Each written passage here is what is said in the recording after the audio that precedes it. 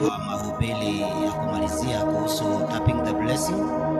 Na karibu, ninaitwa mchungaji Kasisi Reverend Juguna AC Bahati. Thank you. Karibu.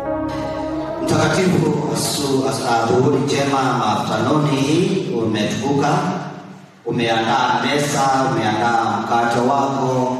Neno lako ni wewe, ni pumzi yako, ni uhai wako, ni maji.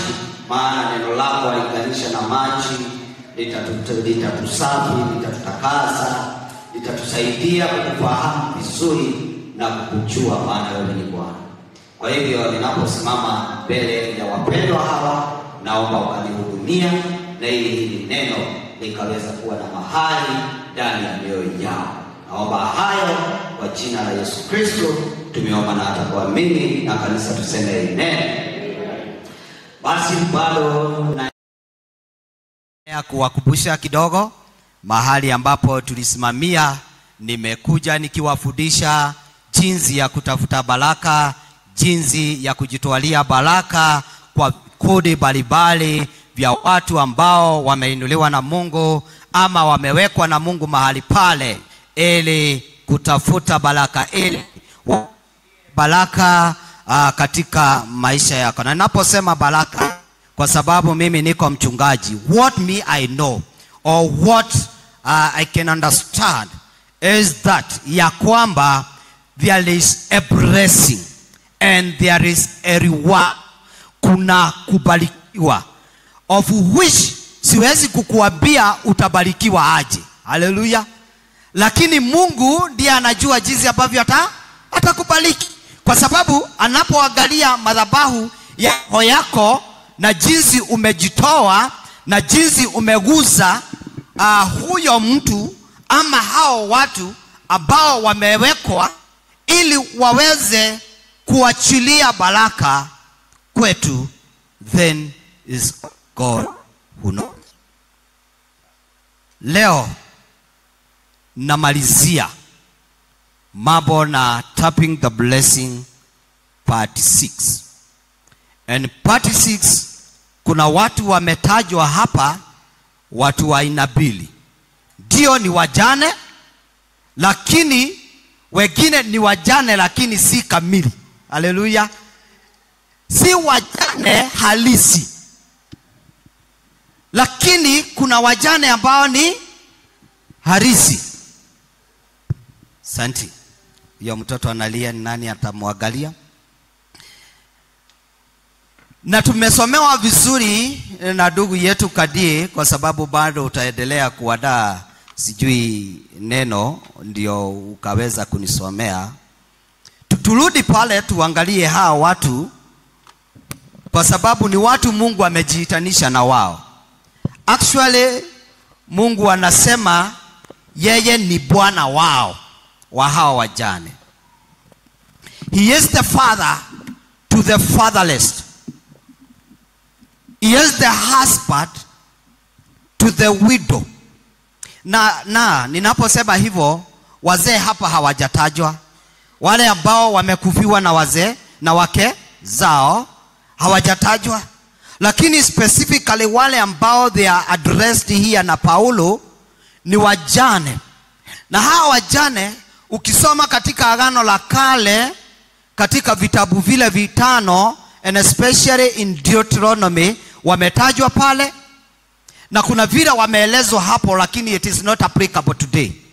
Na kama ni applicable today, pengine inakuwa applied kwa jamii zingine, kama huko Nyanza inatumika huko. Kwa sababu huko Nyanza sidhani kuna mke pengine ya mtu ukishaondokewa na bwana yako, kuna vile wao huwa wanaamini. Na ukikuta katika Deuteronomy 25 verses 4 iko pale, lakini haiwezi tumika kwa sababu inaenda kinyume na mapenzi ya nani? Ya Mungu. Lakini kwa kabila zingine hawaoni hiyo kama ni kitu.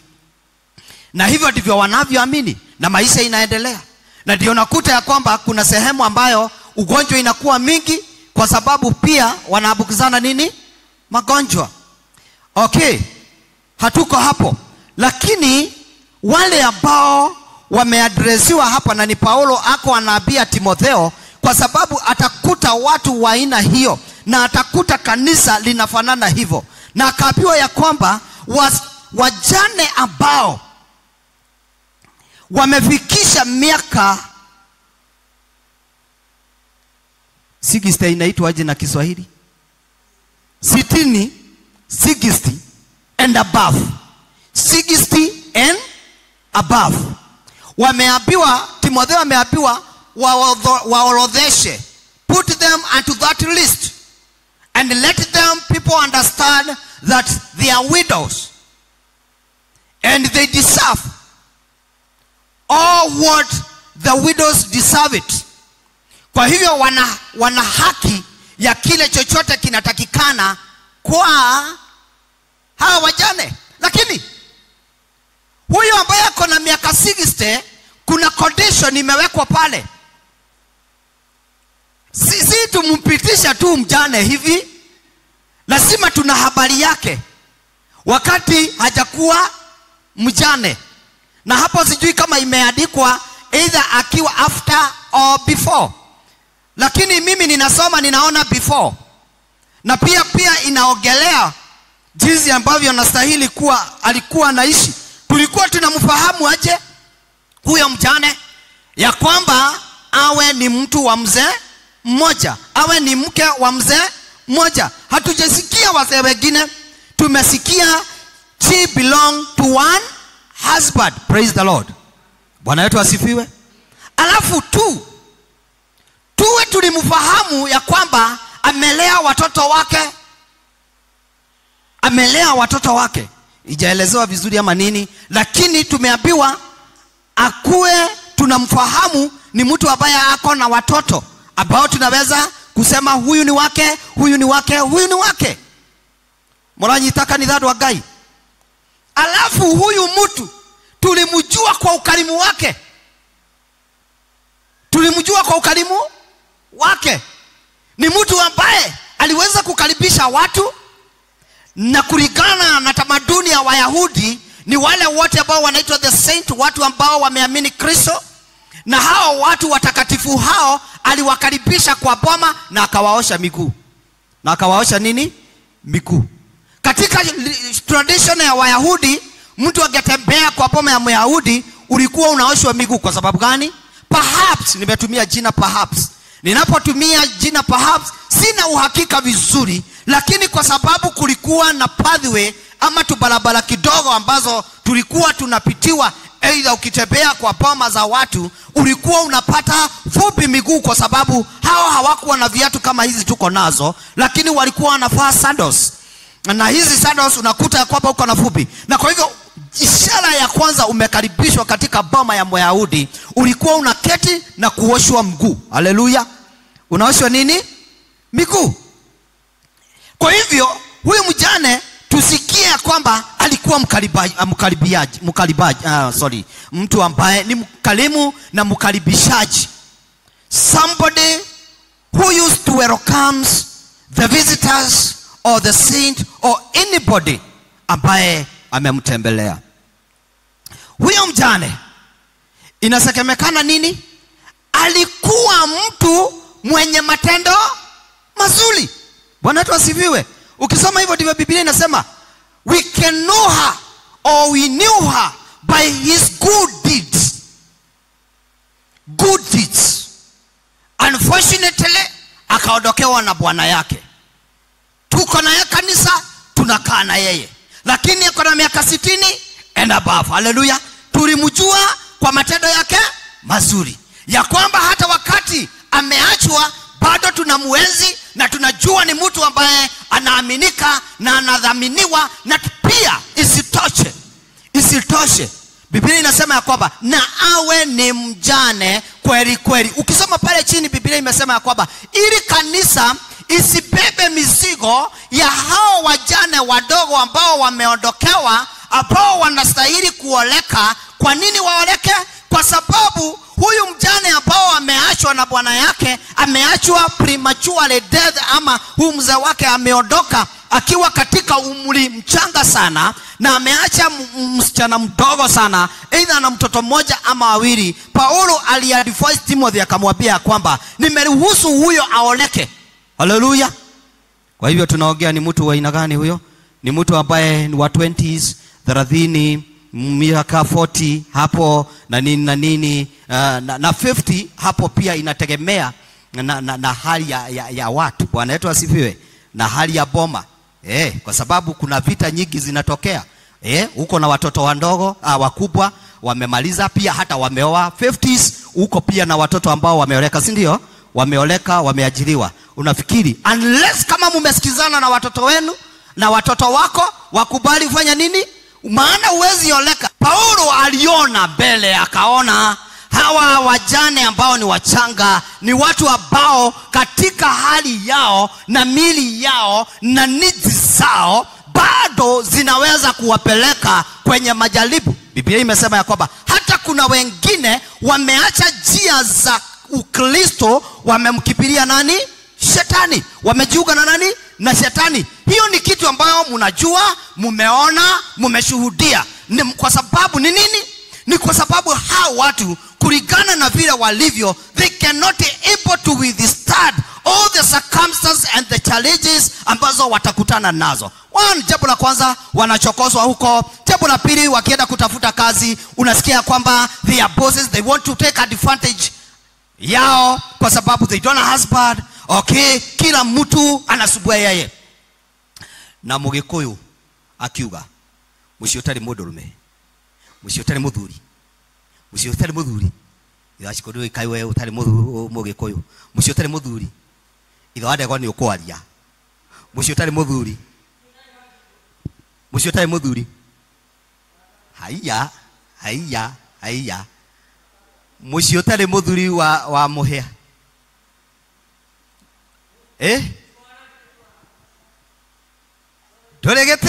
Ndoreke. Kwa hivyo hawa young mothers hata wakiwa wameachwa mahali ambapo wameachwa, unakuta men, they don't respect them. They want to talk anything they want to talk about them. They harassed them. Now Paulo anasema ya kwamba ndio kanisa isikuwe na mzigo, iweze kubeba mzigo wa wajane ambao ni halisi. The keyword halisi. Those that are poor, those ambao the church need to help them, because there is blessing, na Mungu amesema we have to take that burden na tuwasaidie because there is blessing. Kwa hivyo wale ambao huguza mioyo ya wajane na yatima ambao ni halisi, kwa sababu unaweza kuwa mjane, watoto wako Mungu amewabariki, wako na kazi kubwa sana, unaishi kama mtu ambaye hajakuviwa wanyita, kwa sababu umevaa vizuri, ukosi. By the way, unakuta mjane huyo ndiye hata anasaidia kanisa. Bwana wetu asifiwe. Na nimeshuhudia, nimeona kuna wajane ambao si halisi, because hawahitaji msaada wetu unless tuwasaidie kwa kupenda kwetu, either tuguze mioyo yao kwa kupenda kwetu. Lakini kuna wale ambao kukiwa mjane hapa kanisa ya bahati, na huyo ni mjane ambaye anapitia wakati mgumu na kanisa halishughuliki, kanisa halifikiri. Then mimi kanisa ambalo nilikuwa na hudumu huko kunaitwa Mosbridge, kuna wakati tulikuwa tunatenga siku ya hao wapendwa pamoja na watoto hao mayatima ambao wameachwa, na tunafanya kitu. Bwana wetu asifiwe. Tunafanya kitu. Sasa swali ni hili, tuko katika, nitaita Weybridge ama nitaita nini? Weybridge ama nitaita tuko kwa tunapimwa tukiwa wapi? Tunapimwa tukiwa wapi? Kama kuna watu ambao ni wale ambao Mungu amewakaribia, na ndio Biblia inasema kwamba wachana na hao, wachana na wajane. Na wakati huo Mungu anaongea kwa uchungu. Wachana hao na wajane, hata wachana na the fatherless children, wachana na wao. Lakini watakula na watakunywa. Bwana wetu asifiwe. Unafikiri Mungu ni kufurahi amefurahi? Wakati Mungu anajiassociate na mchungaji na wajane na yatima. Wachungaji, Biblia inasema wakule kwa kazi ambao wanafanya nini? Wanafanya. Hallelujah. Kwa sababu wao they belong to who? Kwa Mungu. Hallelujah. Bwana wetu asifiwe. Na hao wachungaji ndio mkikuja hapa hekaluni mnataka kuwakuta mahali pale. Hebu dhuri orara akalile muno. Na ni wakati niliitwa kanisa hilo. Naitwa kanisa sitalitaja kwa sababu niko kwa media. Hilo kanisa. Na nikaalikwa huko nipeleke mchungaji. Nipeleke wapi? Mchungaji. Kwa sababu waliishi bila mchungaji. Na nikaenda nikasimama hapo. Wakati huo nilikuwa vice chairman, vice secretary, sijui wa DCC. Ama vice chairman sijui, vice secretary wa DCC. Na nikapeleka mchungaji huko. Na ni mimi nilihubiri ndio nimpeane. Na niliwaambia kanisa bila mchungaji ni kama kanisa bila meno. Muranyita. Ni kanisa kenguru. Ni kanisa kenguru. Wewe ambaye hauna meno ama yule ambaye hana meno, how stressful, how difficult. Ginya hiyo ni gweka atia, ni guthuraga. Ni muranyita andu akai. Kanitha utare ki? Utare muhujia. Kwa sababu hao watu wataishi aje? What do they expect? There is no man of God there. Where blessings zao zitatoka wapi? Na kwa hivyo huyo mzee akasikia uchungu mpaka akakuja kunistaki kwa DCC. Akaambiwa pastor hakuwa amekosa, ni hivyo tu. Yeye alipeana mfano. Kwa sababu mchungaji anawalisha kiroho, haleluya, anawaelekeza. Leo ule kanitha ora tugatwo no. Na hapo ndipo watu unakuta ya kwamba watu wanatawanyika. Damwero kwa sababu one, the moment nyinyi mkiwa hapa, unless we know you, kwa sababu nyinyi shuhuda zenu zinajulikana sana. Leo mama Shiko akisimama hapa, yeye ndiye atahubiri. Lekaide mwele wale mwaga kurathimo inashikuka. Mama Shiko ndiye ameambiwa yeye ndiye atahubiri. Amesimama hapa. Rugama haha otwe weli niwe muhujio mote. Usimame hapa. Oto wa mbele, jambo la kwanza baba Shiko anaweka X. Utie kitu angenyita. Hakuna kitu anaweza sikia. Kwa sababu ni mke yake, wanajuana, haleluya. Aidha kufurugana kwao ama kupigana kwao, sijasema hivyo, ni mfano tu ninatumia. Kwa hivyo hata atakuwa akisema leo ule nikialera ndo na likorwo dorio. Sasa keti mama Shiko inapidukana sasa, kwa sababu pastor yako hapa, yeye ndiye anapeana program ya kanisa, pulpit ni yake, na kwa hivyo atapanga wale ambao watahubiri. Kwa hivyo siku hiyo ingine, wiki hiyo ingine, baba Shiko ndiye atafanya nini? Atahubiri. Naye akisimama hapa, mama Shiko kwanza anaweka X, nitoa dagejareria. Haleluya. Haya, siku hiyo ingine nitapea mama Karo. Mama Karo ndiye atasimama wapi? Kwa haya madhabahu. Nikio mtarato, lakini mchungaji akisimama hapa, mnamuamini na roho yake ni kama anakaaga mbinguni. Haleluya. Wacha kwanza tuangalie mama Karo, ako na hii, ni kai. Wanadekwa gilio. Kwanza wewe withi hau. Wakati wewe umeketi hapo, wewe ndiye sasa hakimu.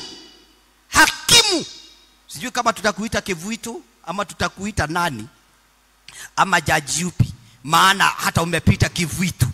Juu wewe ndiye unahukumu watu, unasema nitore ndire kindu ingeka atia ingeigua tania beigere thiro wako ha mukarathi muri. Mimi ni pastor ambaye leo niko Cedar Lodge. Hamuta expect nikuwe hapa at the same time, no.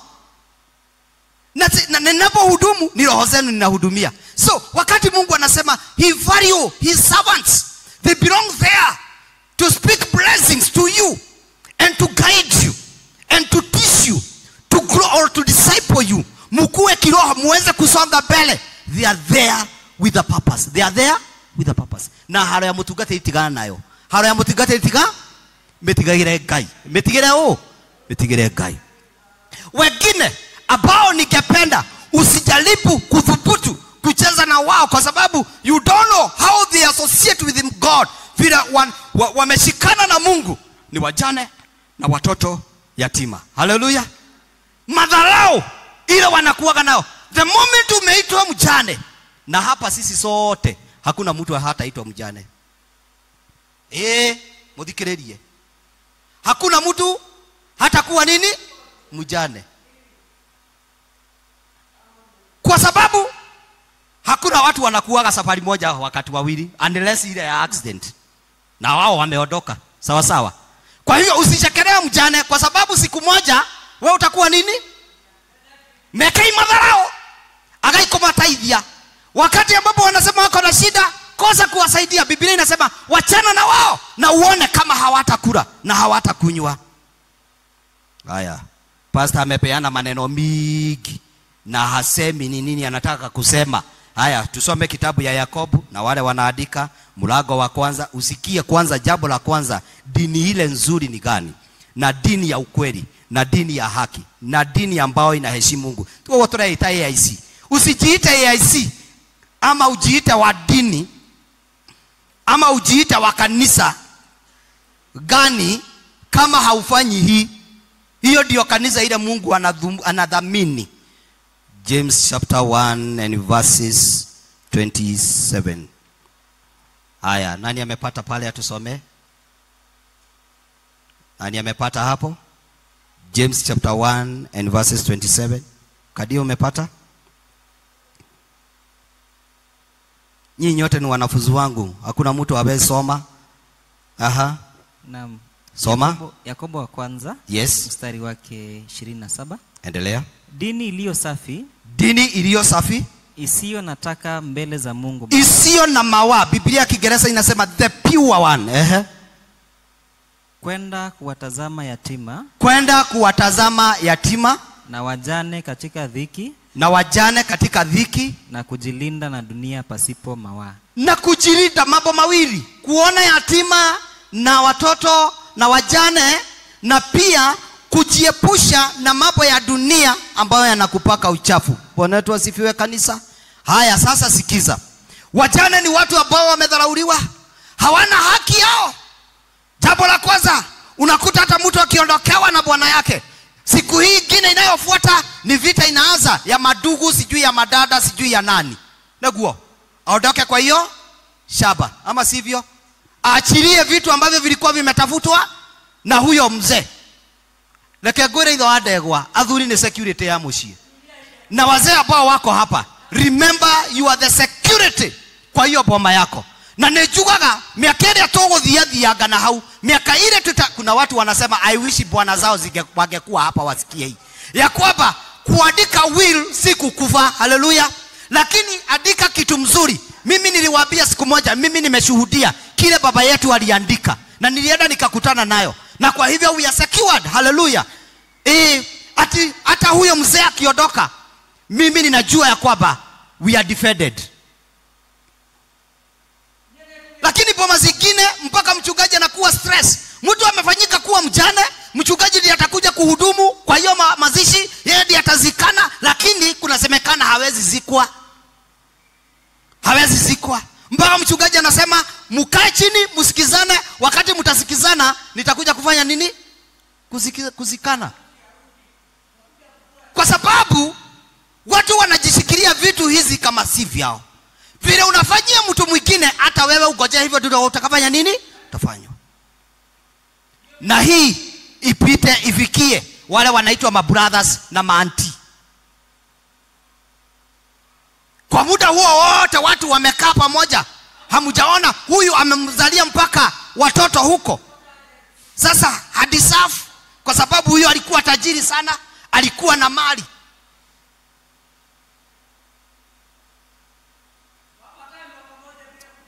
May God have mercy upon us. All things are there. Mambo haya yote yako pale. Now, dini kama mtajiita AIC, muhakikishe ya kwamba hata kama na uwezo wetu na msaada ule tunaweza kuwa, tumehakikisha tumefanya hivyo. Haleluya. Bwana wetu asifiwe kanisa. Ni mwananyita. Lakini tusiendelee hata kutafuta hawa wajane na kuwasaidia mpaka na yatima, no twetukanetie na thĩ na maundu na iundu. Ngai witũ atuiguĩre tha. Haya, hiyo ingine ni Psalms 41 and verses 1 and 3. Psalms, Zaburi 41 and verses 1 and 3. Bado inazungumza kuhusu the oppressed people, kwa sababu kama kuna watu ambao Mungu akiwa mbinguni hata anaweza lia machozi. Na ninakuambia kama kuna watu wamepigwa vita, ni watu ambao waliinuka, mundu agakoma uguo agacoka agokira eciritie riu arorete kwa mjane uria kumwagithia thayo. Hapo kuna laana na kuna baraka. Psalms 41 verses 1, nani anasoma? Zaburi 41. Yes. Mstari wa 1 hadi 3. Yes. Heri amkumbukaye mnyonge. Heri amkumbukaye mnyonge. The weak inaelekezwa kwa watu how about they are weak, they don't have husband. Wameishi hivyo, wameachwa jiani, wameachwa wakiwa confused people. Kwa sababu kuna watu ambao walikuwa wana depend kwa wao, na unakuta wengine wanaachwa katika hali mbaya sana, hali mbaya, hali ambao huwezi tamani kuiona. Abarikiwe yule ambaye anamkumbuka mnyonge. Endelea. Bwana atamwokoa siku ya taabu. Huyo mtu hata Bwana, wacha blessing. Mnajua tulikuwa tunasema blessing inaweza kuwa magari, mashamba, manini, zitu ambavyo ni vesicle zile munaonaga hivi, mnasema ni baraka. Ni sawa tu, ni baraka, lakini hizi ninaorodhesha hapa, zinaorodheshwa, mkumbuke ni baraka ya kwamba atamfanya nini? Bwana atamwokoa siku ya taabu. Bwana atamuokoa wakati wa nini? Wa taabu. Endelea. Bwana atamlinda na kumhifadhi hai. Bwana atamlinda na kumhifadhi hai. Kwa hivyo miaka ni mingi kwako. Endelea. Naye atafanikiwa katika nchi. Naye atafanikiwa katika nchi. Simama hapo. Na mnaweza kuendelea kusoma hapo kwingine. Hata ukiwa hapa duniani, God will make you to prosper. Hallelujah. Because of the touching people who are surrounded by poverty na mashida, those that are weak, hawawezi hata pea watoto wao chakula. Hey.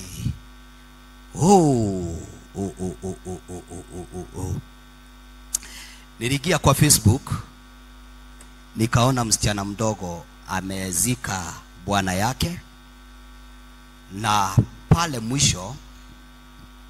mwisho ameandika I regret. Okay? I regret to be married by the deceased. Ati kuregret ni kusema nini? Anajuta ni kwa nini alioleka na huyu mzee wa mtoto wake, baba ya mtoto wake. Haya, hiyo haikutosha. Hiyo haikufanya nini? Kwa sababu nilitaka kujua huyu anamaanisha nini, nikaenda kwa comment. Kwa anaambiwa congratulations. Yes, congratulations, kwa sababu wewe umeondokewa haraka. I wish yangu ndiye ameenda. I wish wangu ndiye amefanya nini? Comment unateremka. I wish ni kesho anafanya nini? Anaenda. Ithoada kwa mumenye haria turi. Mahali tuko Harun, mjue mahali tuko, ni mfano tunatumia. On a right note. Mwingine amesema hii congratulations, mimi hata ninalia. I wish unaweza niambia ule ulifanya akaondoka. Hizo ndizo comment zile ziko. Kwa hivyo kuna wake ambao ni kuvumilia, wanafanya nini? Wanavumilia. Na muthi oheki uria kiuragio. Heki uria kiuragio muthi na ningumuria. Kuna swali huwa inaulizwa mpaka wa leo. Kukikuja kikitu na hakiwezekani, hicho hakiwezekani.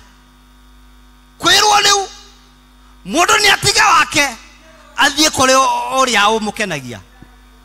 Ndigana magetigwo. Ithashiko ni urona weta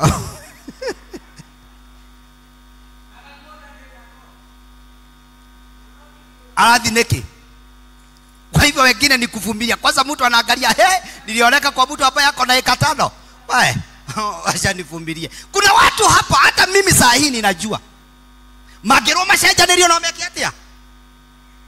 Dehaha mwathi wakwa. Dehaha giekete na ndina ruo ruingi rwa ngoro. Acenjerio. Kiu ti kirato giakwa. Hapo ndipo utaweza kusikia terminology na maneno mazito na makubwa.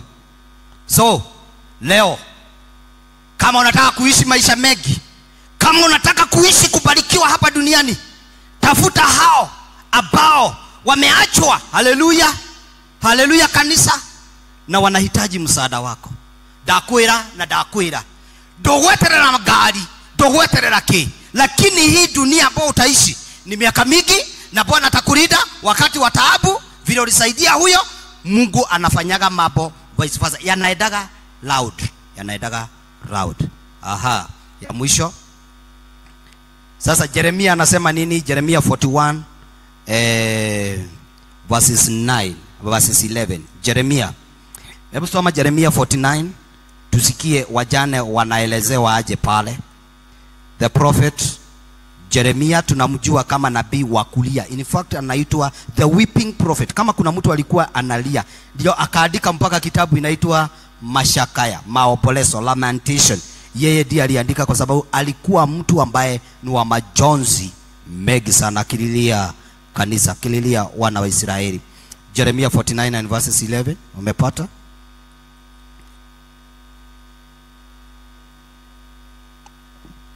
Yeremia 49 mstari wake 11. Yes. Waache watoto wako wasio na baba. Wacha leave your orphans. I will protect their lives. Endelea. Mimi nitawahifadhi hai. Na wajane wako wanitumaini mimi. Na wajane wako wanitumainie mimi. Bwana wetu asifiwe. Tukishindwa na kuwashughulikia, kama maisha ni haya, ambao kuna watu ambao wameonywa hapo, wajane hawa ambao wanaachwa wakiwa wadogo na wamepewa mamlaka ya kufanya nini? Ya kuoleka, si ndio? Wanaolekaga, na wakioleka wanaenda wanajenga pia boma, na hapo kuna condition kadhaa. Kuja na watoto wako, na mimi nimekuja na siwezi oleka na yule ambaye ako na watoto wakubwa, watanipiga. So hawa wajane hawa, kwa nini Paulo alisema awaoleke? Aliona watu ambao ni wamushene, watu ambao ni muranyita andu Ngai, andu amushe akuingiraga nyumba kwanyu kuhunga mushene, muranyita ni wa kuriunga na kuharibu mahali ambapo wameharibu. Alafu andu haya they are very idle, na neigota Biblia imewaita nini? Idlers, body busy. Alafu ni watu ya kutagataga. Waoleke. Hata mimi Mjuguna anasema waoleke. Bwana wetu asifiwe. Nacio niyo machinagwo na mai mahiũ. Acio niyo machinagwo na mai mahiũ wakaro. Ugacamukia mai. Acio niyo maunagwo magũrũ. Maunagwo. Lakini Paulo amewaambia the only thing they can do, let them get married and let them settle. Na Biblia imesema wazae watoto. Wasiki ataza. Hapo wamepewa condition. Wazae nini? Watoto. Biblia sijui kama imesema wengi ama wachache.